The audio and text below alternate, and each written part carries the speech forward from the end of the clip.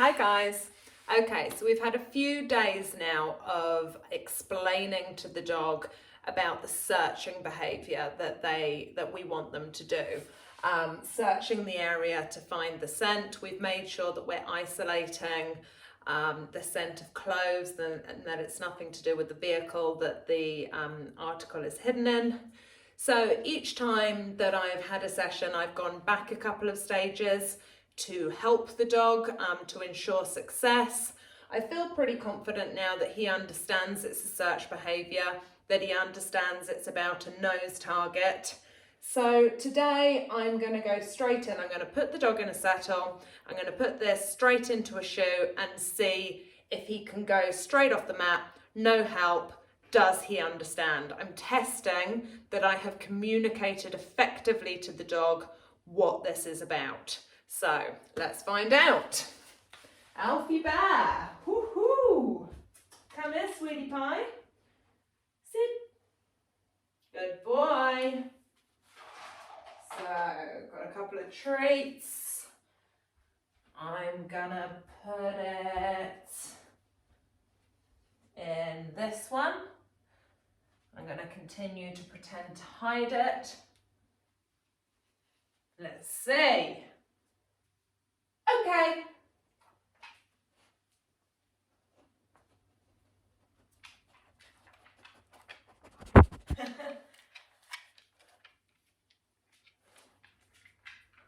He's sniffing, that's good. He hasn't gone over the scent, so that's good. He's still searching. He hasn't checked that shoe still.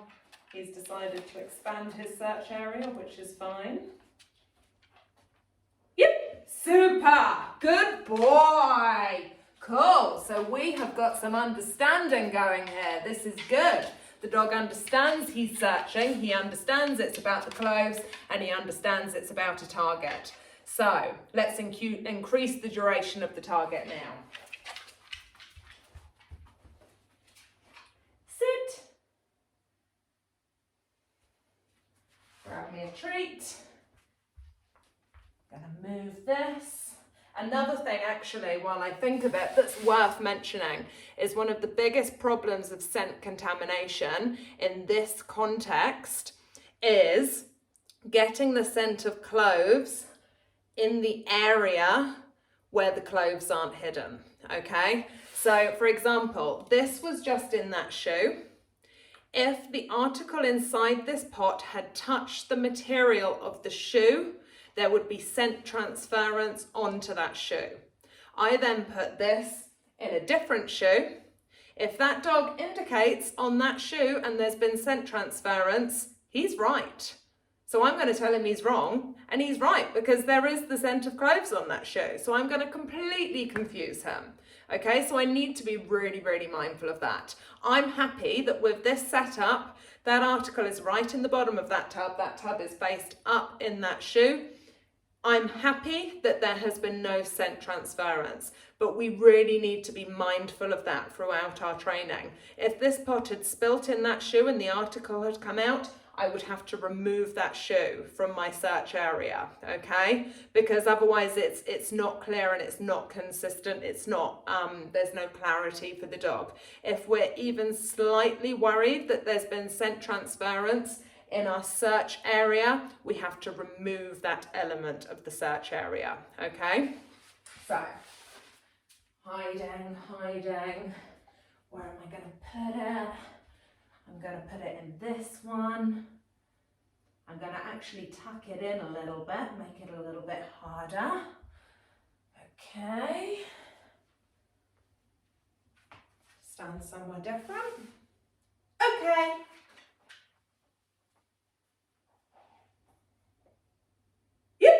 Good boy! I was slightly concerned that we were going to get the retrieve problem then. He actually opened his mouth, went to retrieve it and decided not to. So in that circumstance, I've waited it out. I've allowed the dog to make a choice. He made the correct choice. I wanted to reward him for it. If that was to continue to happen, I'd change how I handled it because like a double tap, I don't want an indicate, a mouth, and then an indicate. But the very first time it happens, I'm going to be gentle on the dog. I want to keep him motivated. I want him to know he's right. You know, he opened his mouth and then he went, no, I'm going to touch. I want to reward that. If it starts happening more, I'm going to need to change up my training. But right now, I'm happy with that choice, okay? Alfie Noodles, good boy. What? Good lad. Sit. Hey you, sit. Good. Okay, so this is pushed inside of this slipper, but the pot is on its side. The article is nowhere near the lid. I'm happy that no transference has taken place. If I was unsure, I'd remove the slipper, okay? So I've put it in that one.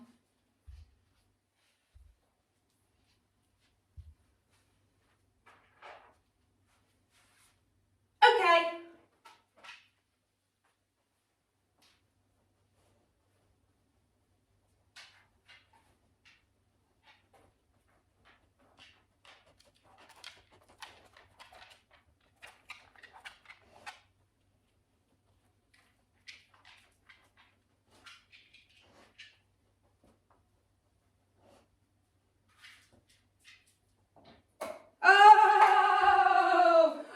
He got confused. He got confused. That's not what it's about, Settle.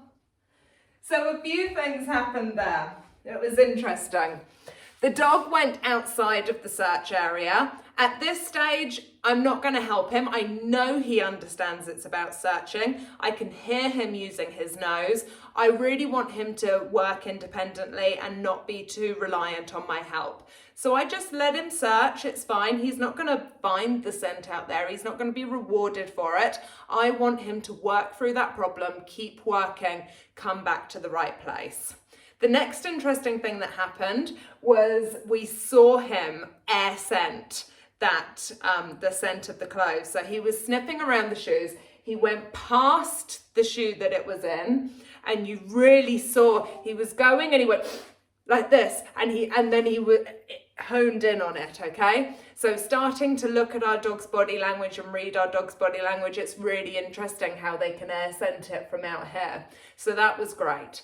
Then he went into the shoe, and unfortunately he retrieved the pot. So that has been a bit of a problem for us. We've tried to work through it a little bit. I thought that we'd made it clear to him, but there's still some confusion there. That's fine. I'm just now going to remove the search element and re-explain to him it's about targeting. He hasn't been rewarded. He picked it up. I grabbed it from him. I put him down. He hasn't been rewarded for it, so that's fine, okay?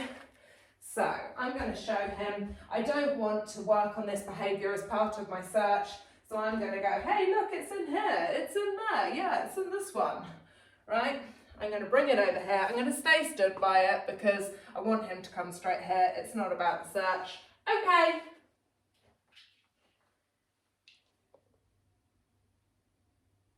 Yep. Good boy. So I think he learned from the fact that he didn't get rewarded, that he's remembered it's about the indication. But I just want to do it a couple more times. Wait.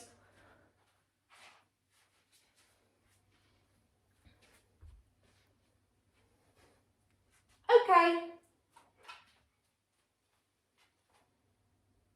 Yep, good boy. Okay, cool. I feel confident that he has remembered that we're looking for a nose indication. So, sit. Good boy. Right, I'm going to put it in this one. Oh no, I'm not. We were just using that one, so I'm going to move it and move it. I'm going to put it in this one. I don't think we've used this one. I want to be really variable in where I'm putting it and not at all predictable. So let's see what happens now. Okay.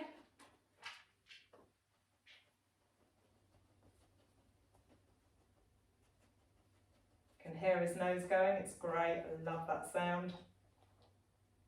Yep. Good. So because we just had the problem with the retrieve, I didn't want to click too early. I wanted to make sure that he wasn't going to retrieve it, okay? Good boy. Come here, sweetie. Do-do-do. Yeah. Alfie doodle. Sit. Oh, you want to go slow? He's very slow. Very slow. Right, I've put it in there. I'm also variable about whenabouts in my little pretending sequence I put it down. Sometimes I put it down at the beginning, sometimes I put it down in the middle. What I never do is put it down at the end, because they're always quite likely to go to the last place that we were in. Okay.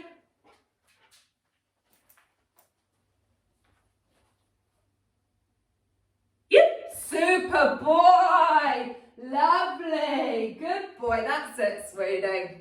Cool, so I effectively proved to myself today that he understands now. He understands it's about searching. He understands it's about clothes. He's still got a slight confusion about whether it's a nose indication or a retrieve, but I'm easily able to explain that to him. He's messing with my tripod, which is super helpful, Alf. So that's, yeah, really helpful. Are you pleased with yourself? So I'm happy that this dog now gets that it's about searching and searching for clothes, okay? So go away and see what you got. Cheers, guys. Bye.